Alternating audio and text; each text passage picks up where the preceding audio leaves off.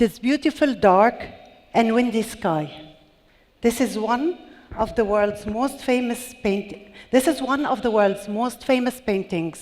by one of the world's most famous artists, Vincent van Gogh. Van Gogh is known for the strong light illuminating his paintings, the powerful brush strokes, and the movement these strokes create on canvas.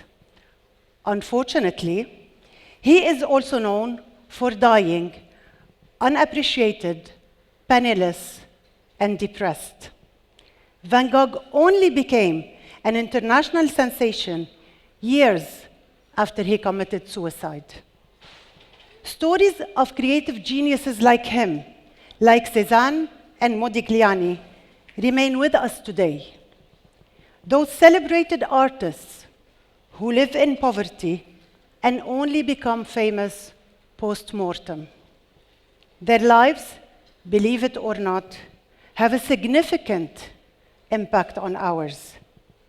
How many times did parents tell their talented children to forget about arts as a major because artists live poor and die poor? How many times did superb creative talents end up in other money-making majors? At LAU, the business school in fall 2023 harbored 2,058 undergraduate students, while the fine arts department included only 5. That's a sad statistic right there.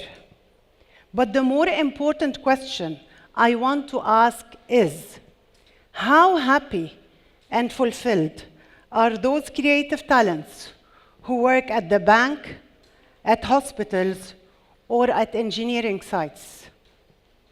I am here today to argue that art sells. I am here today to say that it can be a respectable source of income if, as is the case with other majors, we apply ourselves at selling our work. I am here today to demonstrate that art and design schools can put you on the right track to make a respectable and solid income. But most of all, I am here today to tell you that as a society, we need artists as much as we need doctors, architects, and engineers, and that we should encourage our children to major in the arts. According to the National Endowment for the Arts, art illustrates human experience. It gives us a mutual space where we can talk about things, and it teaches us things we could not have learned otherwise. Art is beautiful, inspiring, informative, enlightening, therapeutic, and cathartic. Scores of articles demonstrate the transformative role of arts, especially among refugees, asylum seekers, and trauma survivors. The rise of art therapy as a major, as a former field, is a testimony to the therapeutic impact of the arts. I see it every day at school. People come to us stressed and tired from the daily life in Lebanon, looking for a healing promise in the handmade. They leave us after 6 weeks empowered and content. They feel productive and relaxed. And they know that if they apply themselves, they can create something beautiful with their own hands. This is a powerful sensation. It is highly inspiring. The confident knowledge that you can start from scratch and build your way into something beautiful is a priceless conviction. When you work in the arts, you are surrounded by colors and textures, and you have room to focus on the stroke of your brush or the tension of your stitch. You become immune, even if for few precious hours, to stress and personal issues and to economic problems. But art is not just important because of its therapeutic possibilities. Indeed, creative majors offer individual solutions to the ongoing sociocultural, and economic problems of the Arab world. Unlike what most people think, referencing Van Gogh, art may help remedy our increasing poverty and unemployment problems. Like all other entrepreneurial endeavors, artistic careers take hard work and business skills to accelerate. If you have some business training, you know how to market yourself, and you work on creating a desirable signature line, you can make it big. In fact, current research by the Van Gogh Museum showed that the reason this Dutch artist became famous after his death is the hard work of his sister-in-law, Theo's wife, Jo van Gogh Bonger. Jo found herself a widow at an early age and did not have capital or a serious source of income. She had Van Gogh's paintings. In her diary, Jo describes the considerable marketing and public relations efforts she put into making Van Gogh as famous as he is today. And it is this combination of creative talent and business acumen that can make you a wealthy artist during your lifetime. Take Jeff Koons, for example. This American artist, known for his iconic large-scale sculptures, is one of the wealthiest living artists. His net worth is 500 million US dollars. Anish Kapoor, an Indian sculptor who lives in Britain, is known for his mesmerizing artworks that play with perception and space. His net worth is around 700 million US dollars.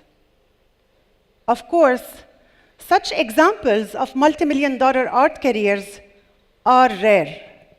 They inevitably combine sheer artistic talent, excellent business skills, but also the ability of all stars to be aligned. It will not happen to most of us, regardless of the field we work in. I am more interested in the world's 17 million artists. They are there. They live off of their art, and they have not switched majors. Some exhibit their work at art galleries on a regular basis. Some work on comic books. Some teach, and others transform their arts into wearable scarves and sell it. But they still live out of the creative talent they have developed over the years.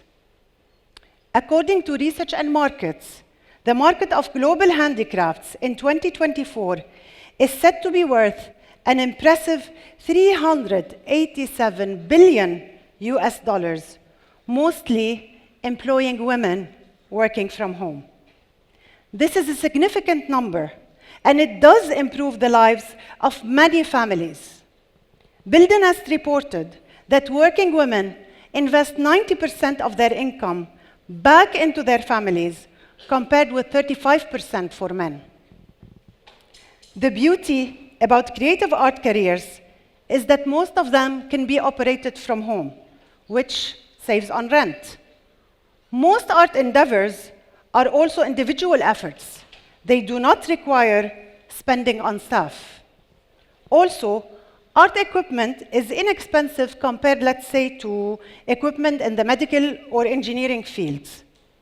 Finally, you can become an artist at any age and still become famous. Folk artist Grandma Moses did not start painting until she was in her 70s. So art and design make up a great business startup idea. To date, we have welcomed 500 students of all ages at our school. 79 of them have started a new business in the arts. The success of these businesses varies, of course, depending on the marketing abilities and the networking skills and the perseverance of these artists. But we've reached a point where a woman in her 30s left a tiring and stressful corporate job and replaced her small and gloomy office with a shining jewelry line. Another woman who was laid off during the crisis now sells her work at various local exhibitions in Beirut. The success of these students highlights the essential interplay between creative excellence and commercial sensibility.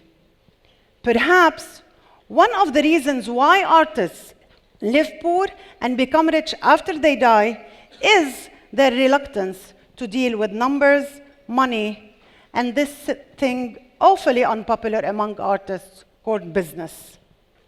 You want to major in the art when you grow up, enroll in business as well as in the art. Your son or your daughter wants to major in design, do not push them away into other fields. Advise them instead to add a minor in business into the mix. But do not push your children away from the arts. Remember that art can pay off as much as medicine or architecture if they properly apply themselves. Remember that all majors today are competitive, challenging, and tough.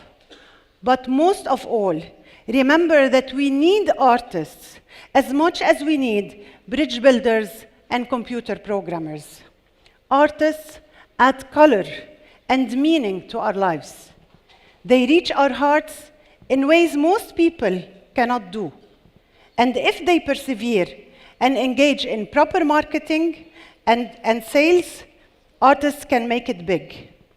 Please join me today in calling for art education and making the world a better place. Thank you.